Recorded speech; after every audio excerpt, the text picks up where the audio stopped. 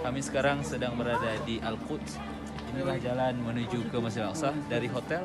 Kami kebetulan hotelnya lebih kurang dalam 300 meter, dekat saja, dan kami sekarang sedang jalan. Ayo mari kita melewati lorong-lorong kecil bangunan sejarah yang dibangun sejak zaman Ottoman, Turki Utsmani, dan kita pergi dan pulang ke masjid melalui jalan ini.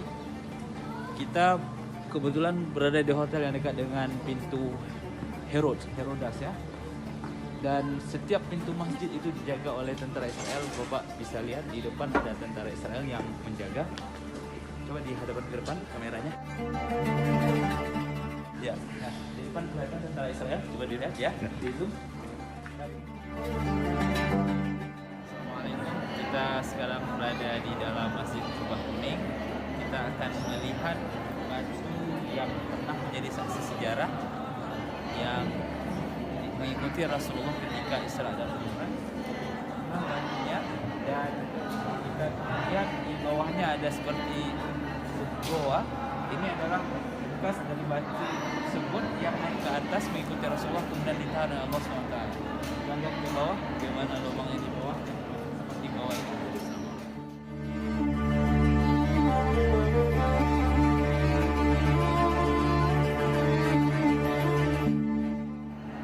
Rasulullah bersama Jibril ketika itu hendak menuju ke Sidratul Muntaha dengan menggunakan burak.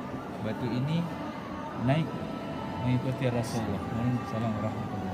Kemudian ditahan oleh Allah SWT dan jadilah ada gap di sini ya. Jadi sebenarnya batu ini tidak bergantung, sebenarnya jadi tidak bergantung. Dia masih sangkut atau masih bersemat dengan batu yang lain yang ada di bawah Masjid Kubah Kuning. Salam alaika ya habib, salam alaika, salawatullah alaika ya nabi, salam alaika ya rasul, salam alaika ya habib, salam alaika. Assalamualaikum warahmatullahi wabarakatuh. Kita sekarang sedang berada di bawah batu yang pernah ingin mengikuti Rasulullah ke Sidratul Muntaha, dan batu inilah menjadi tempat kiblat pertama dalam melakukan sholat. Sebelum perintah merubah berpindahnya kiblat ke Ka'bah, semua orang beribadah sholat menghadap ke batu ini. Dan bahkan ketika Rasulullah ingin ke Sidratul Muntaha bersama ketika itu, Rasulullah pernah sholat bersama para malaikat dan menghadap ke batu ini. Jadi batu ini menjadi center ketika itu seperti layaknya Ka'bah sekarang. Sampailah pada tahun ke-6 Hijriah ketika turun perintah fawalli wajhaka syatral Masjidil Haram untuk merubah atau berpindahnya Ka'bah dari Masjidil Aqsa ini ke Baitullah. Maka pada waktu itu semua orang dalam sholat termasuk Rasulullah dan kaum muslimin menghadap ke Masjid Al-Aqsa, dan batu ini menjadi center ataupun pusatnya kiblat yang pertama bagi umat Islam. Yang didamba setiap wajah, Engkau Muhammad ya Rasulullah. Allahumma salli ala Muhammad ya Rabbi salli alaihi wasallim. Ya, inilah tempat penyimpanan rambut Rasulullah. Di sini ada 3 helai rambut Rasulullah yang ketika itu dibawa oleh Salahuddin Al-Ayyubi. Selain di sini, Anda juga bisa melihat atau menyaksikan tempat yang seperti ini, tempatnya Rasulullah di Turki. Di sini juga kalau kita melihat di sini, ini ada bekas tapak Rasulullah yang tersimpan di sini. Mudah-mudahan bisa sampai ke sini ya.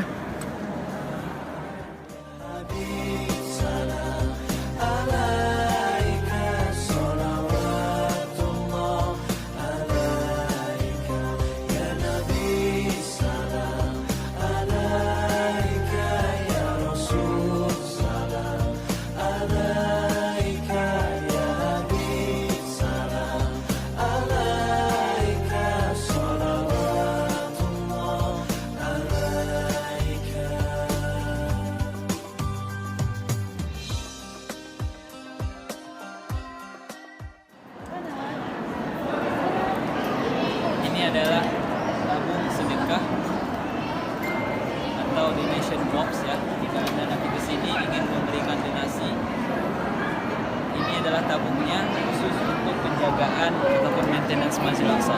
Di luar mungkin Anda akan mendapatkan banyak orang yang meminta sedekah, baik untuk pribadi ataupun NGO organisasi.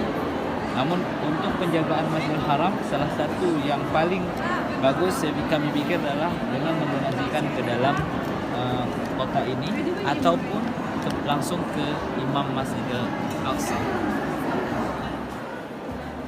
Kita sekarang sedang menunggu maghrib, sebentar lagi sudah azan. Kita melihat banyak jamaah perempuan muslimat yang sedang mengaji, berzikir di banyak waktu maghrib.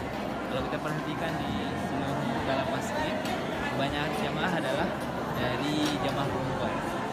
Jarang kita temukan lebih banyak jamaah yang laki-laki, apalagi para pemuda. Karena kita ketahui Masjidil Aqsa ini berada di wilayah Yerusalem. Al-Quds ini masih dikuasai oleh otoritas Israel. Namun Masjidil Aqsa sendiri itu tidak dikuasai oleh Israel.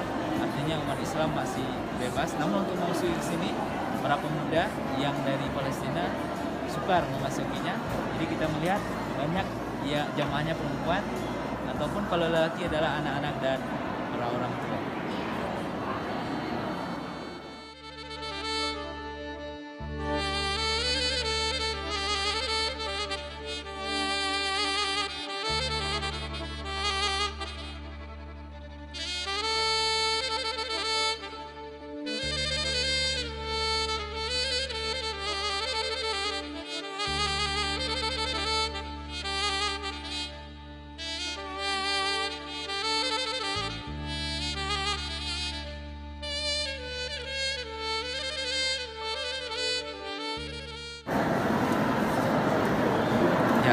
Inilah batu yang bagian atasnya, yang kita tadi berada di bawah, dan ini adalah bagian atasnya di mana Rasulullah berpijak di sini untuk naik ke Sidratul Muntaha.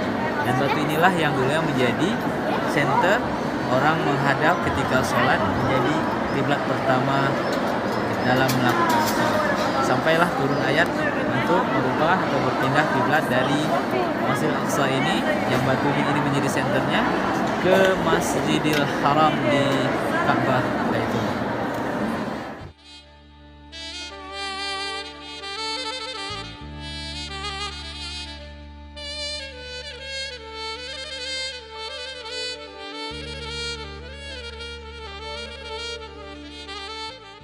Subhanallah, setelah sholat subuh, ternyata di luar banyak orang-orang yang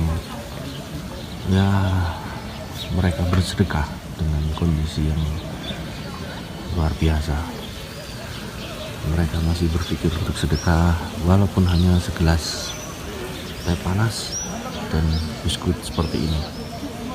Luar biasa usahanya, luar biasa, dalam keterbatasan masih bisa bersedekah.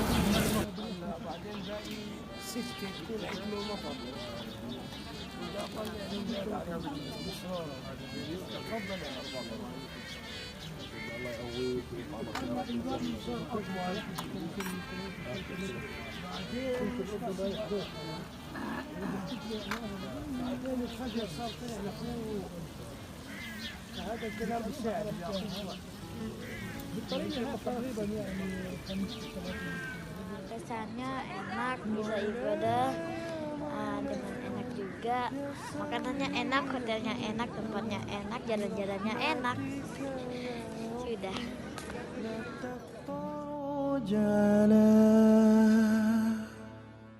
Assalamualaikum warahmatullahi wabarakatuh. Kami baru saja menyelesaikan sholat subuh di Masjidil Aqsa dan sekarang menuju ke hotel. Pagi ini, pagi Jumat, kelihatan orang begitu ramai, datang dari belahan dunia, ada dari Turki, Malaysia, Singapura, Indonesia juga tentunya, dan berbagai jenis muslimin ya dari mukanya. Di pagi ini adalah pagi terakhir untuk trip kali ini kami di Masjidil Aqsa. Sangat berkesan, ada sujud sajadahnya dan imamnya Masya Allah subhanallah. Jumpa lagi di trip akan datang bersama Anda di Masjidil Aqsa. Assalamualaikum.